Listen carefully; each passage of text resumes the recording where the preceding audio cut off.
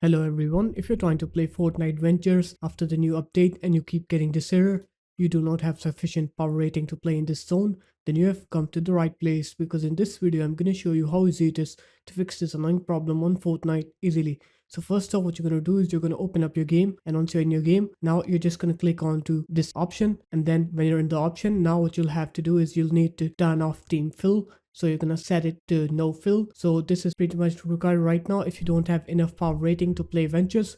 So you'll have to play on no fill mode for now until you have enough rating. And so just play on no fill. And once you're done with that, now you can gather your power rating. And once you have enough power rating, now you can go ahead and play with team fill on. So there it is, guys. That's how easy it was. If you guys found this video helpful, make sure to leave a like, comment, and subscribe to the channel. And I'll see you in my next video. Peace.